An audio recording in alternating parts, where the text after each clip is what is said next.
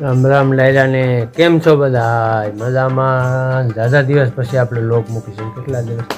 10 દિવસ થઈ ગયા હતા કે લોગ આવતો જ નહોતો. હવે આપણે લોગ મૂક્યો તો બીજાનો, તો પછી આપણે લોગ મૂક્યો જ નહોતો. લાઈવ કરતા એ આપણે યુટ્યુબમાં મૂકતા, અને એનું કારણ છે કે આપણે કન્ટેન્ટ સારું જોયું. કન્ટેન્ટ સારું જોયું ને એટલે લોગ નહોતું મૂકવા. હવે છે ને આજે આપણે લોગ મૂકવાનો છે. આપણે રાજભા ગઢવી સંતવાની છે ને એનું લોગ મૂકવાનું છે. બન્યા રહેતો, કારણ કે એ લોગ મેં રાજભા ગઢવી હોય એટલે કલાકાર તો આપણે ખબર જ છે કે એની પબ્લિક કેટલી હોય. કે મેળી ઉપર ચડીને અને છત ઉપર બેસીને ત્યાંથી બનાવેલ છે, અને એને 2 થી 3 ભાગ બનશે. એટલે બન્યા રહેતો, અને હવે લોગ આપણે કન્ટિન્યુ રહેવાનો છે, કારણ કે આ લોગ આપણે બહુ મોડો આવી ગયો છે. સોણીથી સિંચન દેખી કે નાગન પૂછે પ્રાણ, એ પ્રાણનાથ આ સોણી તમને લોહીનું સિંચન તમારા માથા ઉપર અટાણે કોણ કરી રહ્યું છે? અને ત્યારે શેષનાગે બીજી કડી નદીમાં જવાબ આપ્યો.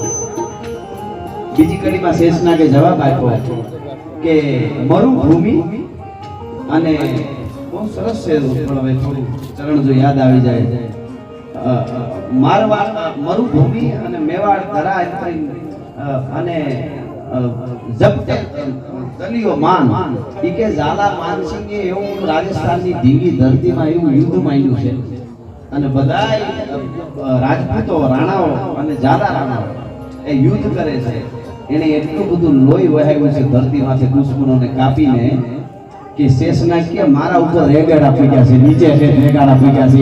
એટલું યુદ્ધ ધરતીમાંથી અને મોગલોની યુદ્ધ એવા અદ્ભુત ભાવ છે. મોટિવેશન સ્પીકરો ને આવે અડી કાટતા બોલી જાય. હું તમને કહેતો ઘરનો ડાયરો તમારા ઉપર ઘણા એવું કે આટલા રૂપિયા લઈએ એક્ચ્યુઅલી ઘણા એવા ઈ તો સેટા બેટા વાત લગભગ પ્રોગ્રામમાં આવતા જ નથી. ઘેરે બે વિડિયામાં તમે એના ઉડે વિડી નો જામે, કારણ કે તમે બળદ વેચતા નહીં, બળદના રૂપિયા દેવા પડે. બગાઉટ મફત આવે ભેળી ભેળી. એમ અમે સારું બોલવા નીકળીએ છીએ, બધું વાણી હોય પણ એ આવે જ નહીં. એ જોતા હોય ક્યાંક લાઈવ માન ક્યાંક બોલામાં. હમણાં લાખનભાઈ કીધી ને હમણાં કે ઓલો કાગડો એ ક્યાં વાઠું છે બેને કે કોઈને પણ ઈ ગોતવું ત્યાં ખોલવું હોય. સારું તો એને કાંઈ જોવાનું ન હોય, સારું દેખાય.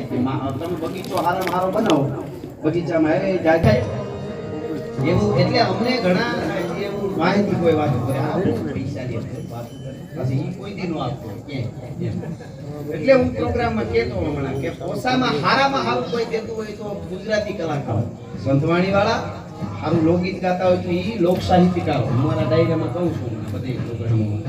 ઓસામાં ઓછા સાહેબ પૈસા લેતા હોય તો અમે અમારે બહુ 5 સુધી હાડા કલાકાર ગુજરાતી કલાકાર, અને આખી રાત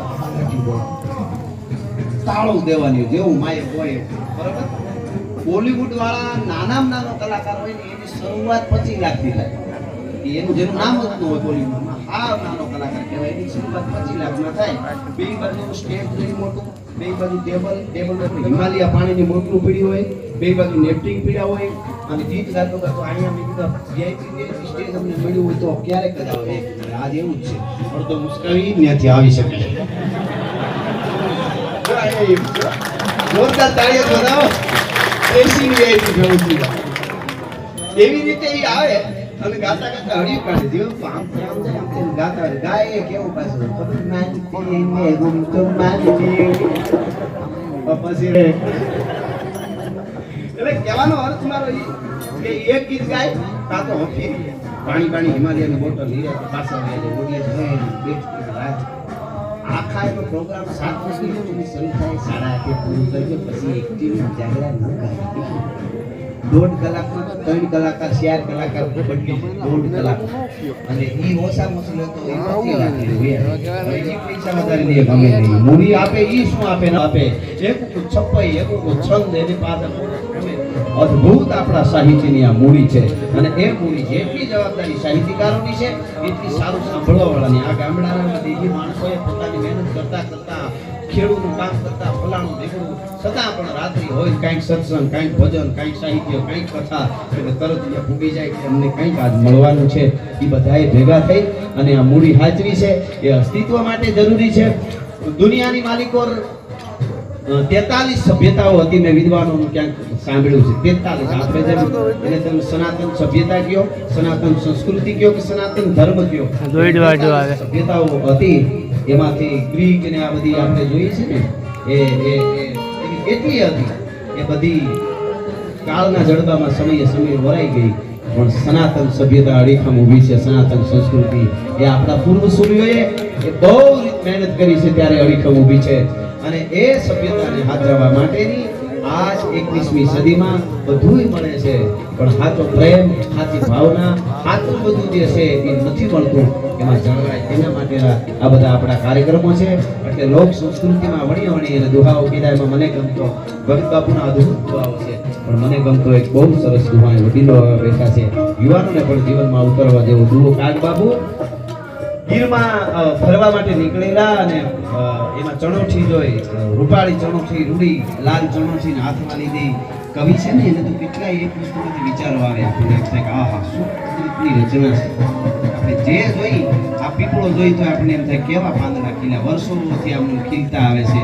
એની સિસ્ટમમાં કાંઈ ફેર નથી પડતો. પરમાત્માની કેવી આ બધી આ નદીઓ, ડુંગરા બધું આપણે જોતા જઈને એમ થાય કેવી અદ્ભુત એની રચના છે. અદ્ભુત અદ્ભુત રચના. એમ ભગત બાપુને ચિંતા તો એની રૂડી વગડામાં લાલ ચણોઠી ભગવાને બનાવી એવી એની રચના છે. જેમ કરતા કરતા જોઈએ તો મોટું કાળું ચણોઠી વિચાર છે કે આવી રૂપાળી ચણોઠી મોટું કાળું મળે છે. ભગવાન કોઈ ભૂલ કરે ને જોવું જોઈએ. પાણો રાખી હેઠો માથે ચણોઠી મૂકી બીજો પાણો માર્યો બાપુ અને પછી ચણોઠી ભાંગીને અંદરનું ગરીબ ખાધું તો કડવું ઝેર હાવ. અને ભગતની દુઓ કીધો મારે તમારે સમજવા જેવો છે. શું કહે છે?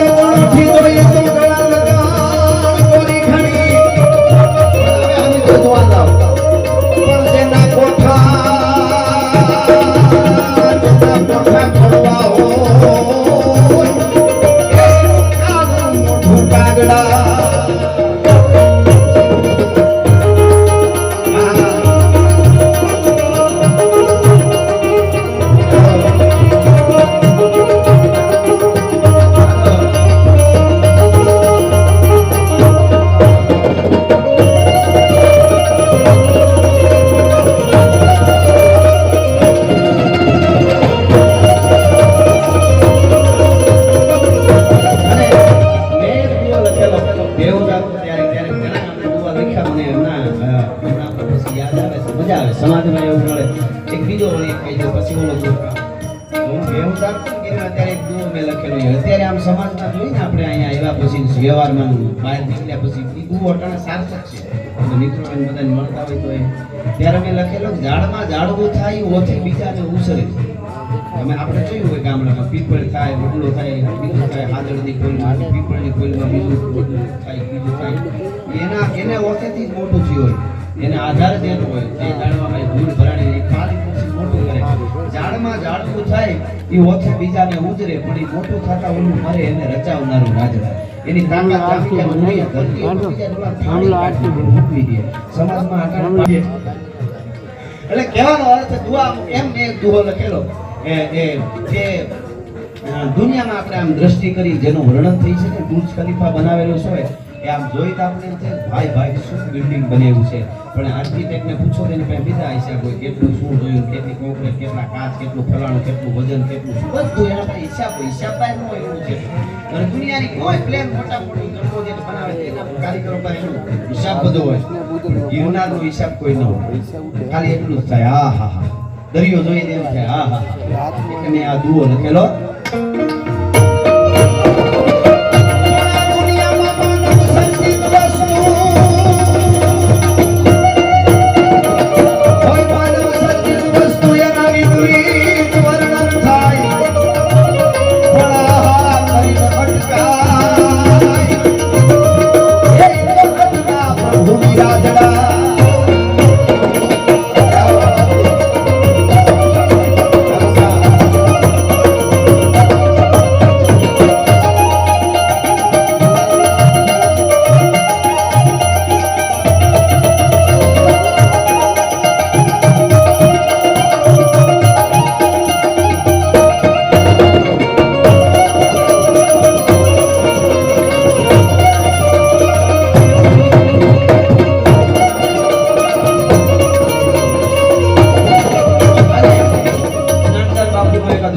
દાદાના પેટે બેઠા છીએ એટલે મને યાદ આવે. પેલા જે મેં બોલ્યો જય રાણા, જય વાસરા, જય સોલંકી સરદાર, જય જય દાદા કરણ તું, જય જય જગમાતા.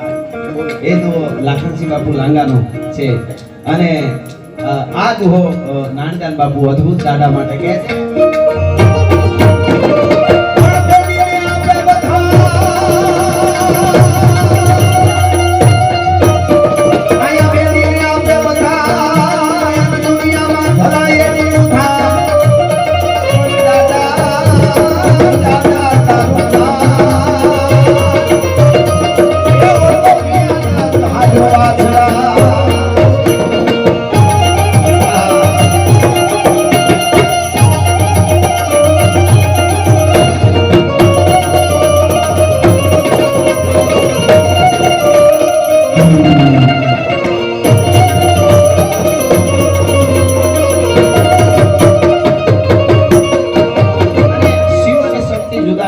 એવું આપણે જે કહેવાય.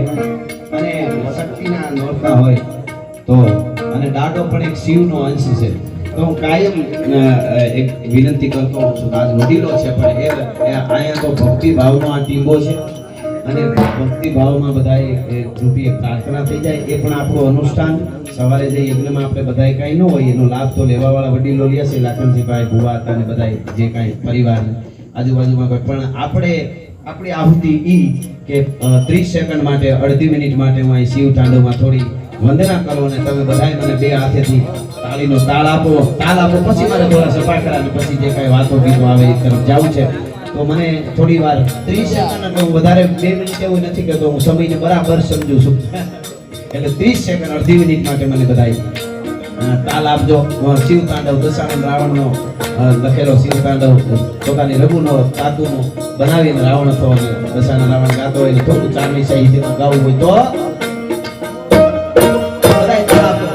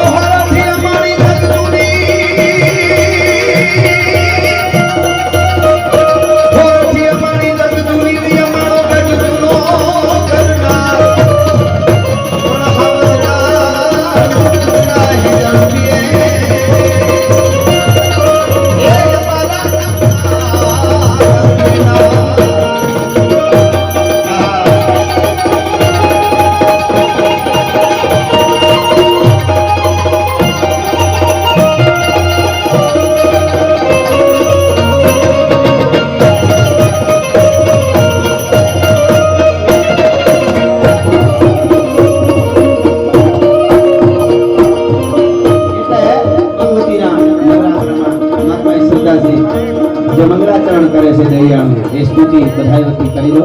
કારણ